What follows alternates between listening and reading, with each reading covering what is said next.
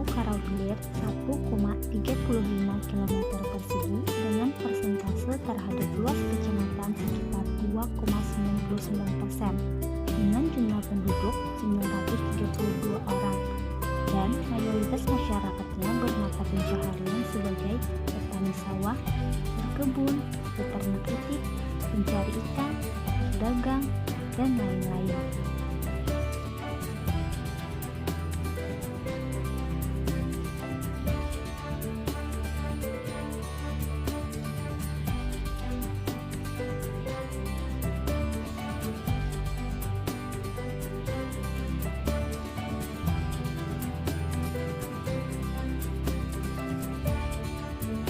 Dari hasil wawancara dengan Bapak Musliyadi dan Nur Aini selaku petani setempat dan Ibu Farida Adriani selaku PPL, yang mana Desa Rantau Karaugilir adalah desa binaan beliau, mengatakan bahwa Desa Rantau Karaugilir merupakan daerah rawa yang memiliki potensi sangat besar khususnya di bidang pertanian.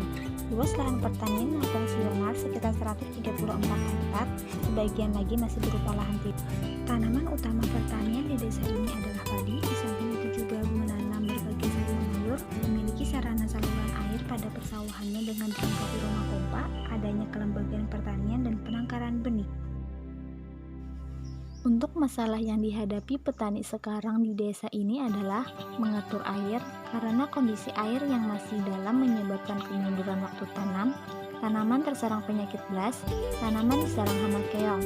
Untuk penanganan yang telah dilakukan terhadap serangan hama keong adalah dengan memungutnya secara manual. Untuk serangan yang sudah parah, pengendalian dilakukan dengan menggunakan bahan kimia. Untuk penanganan penyakit blast menggunakan PGPR untuk tanaman yang masih dalam semayan, menggunakan garam kasar, dan menggunakan bahan kimia untuk serangan yang sudah parah. Penanganan yang telah dilakukan ini cukup berhasil, namun masih ada kekurangannya seperti penggunaan PGPR yang memerlukan waktu pembuatan cukup lama, penggunaan bahan kimia yang tidak ramah lingkungan, meninggalkan residu yang besar, juga memerlukan biaya tambahan. Umumnya masyarakat di sini budidaya tanaman padi menggunakan sistem tegal tanpa jarak tanam.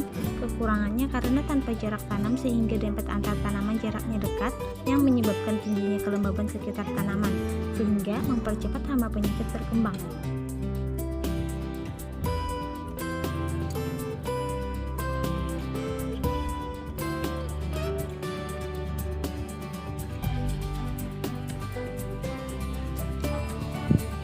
Solusi lain untuk mengatasi masalah penyakit blast dengan mengatur jarak tanam yaitu menggunakan sistem jajar legowo.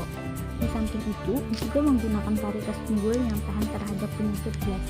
Keuntungannya dengan menggunakan varietas unggul yang tahan terhadap penyakit blast tentu saja untuk mengurangi kerugian hasil akibat tanaman yang terserang penyakit blast. Di samping itu, dengan menggunakan sistem jajar legowo 2:1 akan mengoptimalkan pertumbuhan tanaman tadi karena mendapat sinar matahari yang cukup, kelembaban yang rendah sehingga menghambat hama penyakit berkembang pesat, memudahkan dalam pemeliharaan. Jumlah rumpun tanaman tadi pun akan lebih banyak ketimbang menggunakan sistem tegal atau sistem konvensional. Untuk itu, saya mengenalkan budidaya tanaman padi menggunakan varietas unggul dengan sistem jajar legowo. Dalam pembuatan lahan percontohan, saya menggunakan sistem 2:1 dengan jarak 25-50 kali 12,5 cm.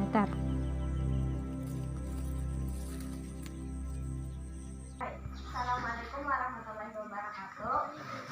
Nah, uluni PKS di Desa Rantau Karaugilir. Sebelumnya udah takut ada pada di sini yang karena penyakit blast tanaman. Ada. Kayak apa penghentian menanganinya? Semprot lawan apa deh yang itu ya? Ada aja Blaster lah. Nah, Apanya? diam dulu, udah. Soalnya uyah.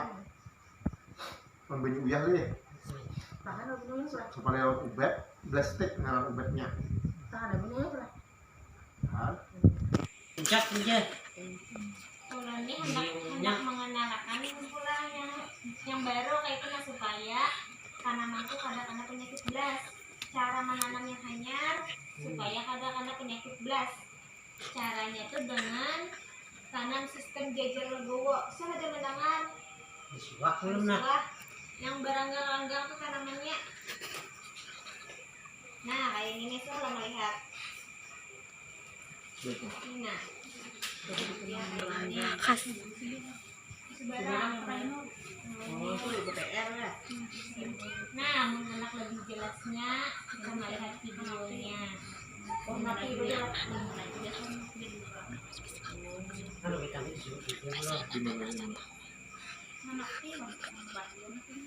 barang itu. Di jalur gua itu. Ada pendebatannya itu sama lah ya. Banyak kan? Banyak dekatnya. Nah, Pendebatannya pada yang bertanam namanya. Banyak. ini pernah. Kau kan melihat dari sini. Ini kita biasa kayak ini kalau lah. Itu biasa dah. Biasa aja kayak ini.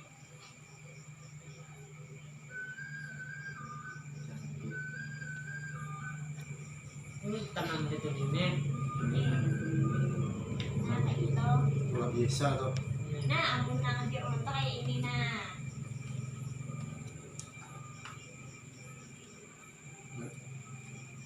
Sama ya. Tapi Malah lebih banyak rapat sebenarnya. tak enak anunya tuh tanam. Rapat ke belakang kayak itu. Aijanya tadi. Itu tanamannya. Nih kayak itu kita kabel nih. Nah, kayak itu. Banyak sih dekatnya itu. Gila yang kayak ini tuh belas tuh tak kurang. Ini ranggang tuh nah kadang-kadang lembab. Matahari tuh nah karena itu jamur yang menyebabkan penyakit itu. Jadi dengan ini kalau mengurangi penyakit belas, cara lainnya tuh bisa juga dengan menggunakan varietas unggul yang tahan penyakit belas. Salah satunya tuh varietas Impari 32 tahan terhadap penyakit belas.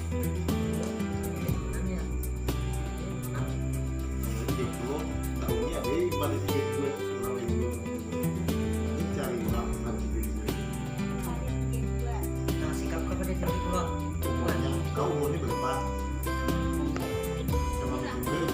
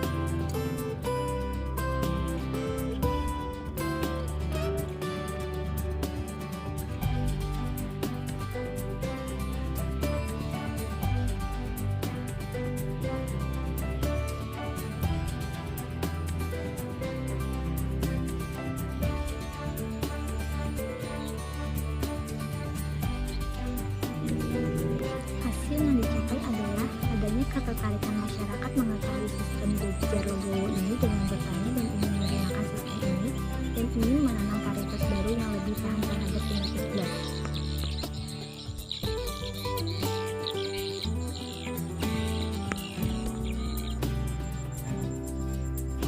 Yang saya kenalkan terhadap masyarakat ini semoga berguna dan membawa dampak baik terhadap hasil budidaya tanaman padi, baik dari segi hasil maupun perawatan yang lebih mudah. Saya harapkan hal ini dapat diterapkan para petani, khususnya para petani desa saya sendiri, guna meningkatkan kesejahteraan warga desa Rantau Karawiler. Dan saya ucapkan terima kasih banyak atas semua pihak yang terlibat dalam pelaksanaan PKN ini.